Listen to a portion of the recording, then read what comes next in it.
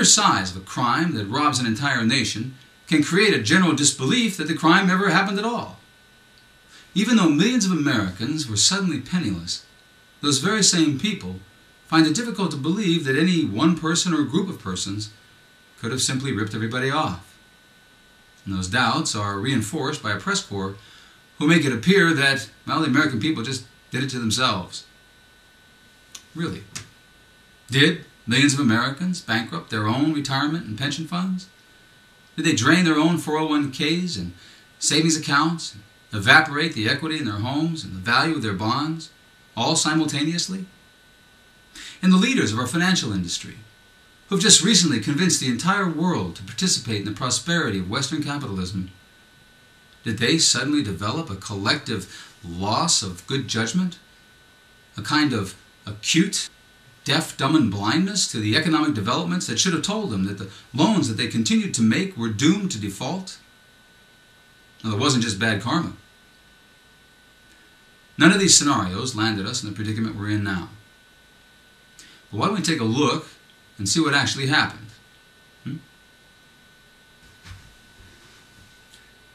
Maybe I should take this off.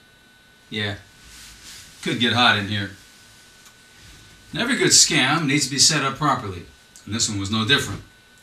The Finance Reform Act of 1999 would pave the way for the very same crimes that bankrupted America in the 1920s and led to the Great Depression of the 1930s. Now, simply put, Congress now allowed mortgage lenders to turn your mortgage into a mortgage-backed security and sell it on Wall Street. And that's why the real estate market started to behave like the stock market, very volatile and very treacherous. But for the scam to work, the banks had to write mortgages, lots of them.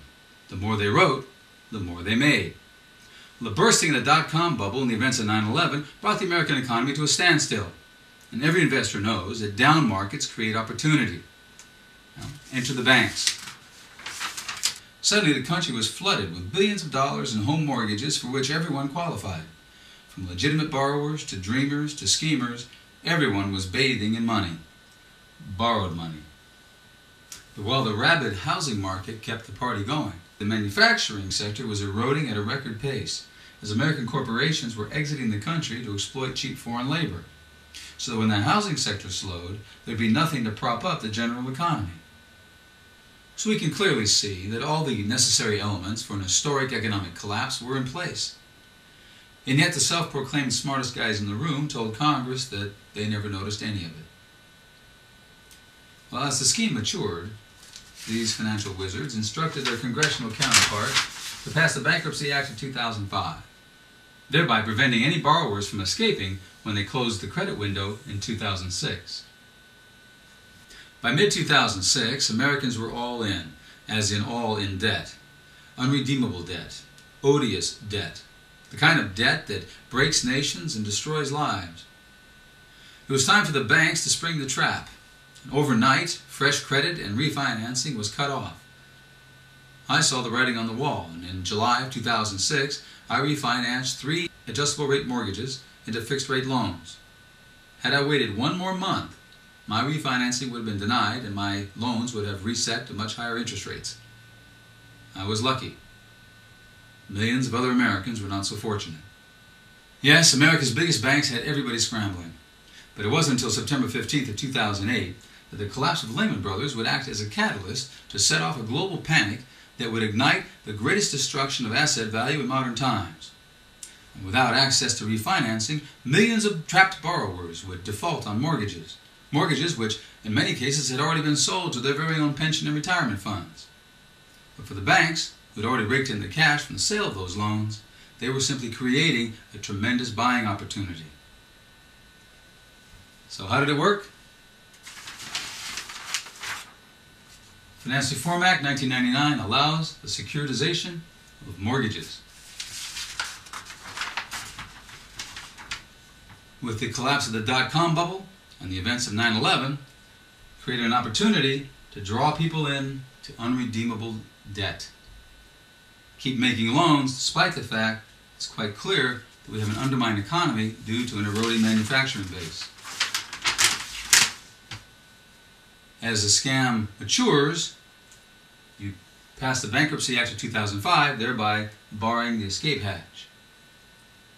Sacrifice Lehman Brothers set off a panic, creates destruction of asset value. Take your cash and develop new markets overseas. It's simple, it's basic, it works. Not for the American people.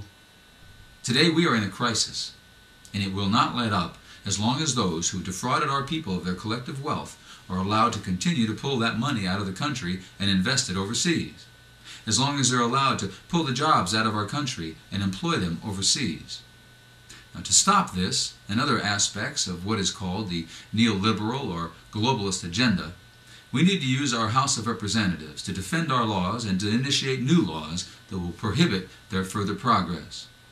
This also means we need to remove members who have presided over Congress for the last 20 years and replace them with new members who will not only represent our people and our system of government and our Constitution, but who will fight to defend them. I assure you I am so committed. You see, I never served in the military. I was born into it. My father was career Navy, World War II Navy, Old Navy. That picture on the wall, that's his training class in Rhode Island, 1932. My great-great-great-grandmother was hung by the British from her own tree in New Jersey for refusing them milk from her cow and hiding revolutionaries in her basement. Well, this time, this is my fight. This is our fight. To defend what they earned and preserved for us. And I hope you'll join me in this most honorable defense of the greatest nation on earth. Thank you.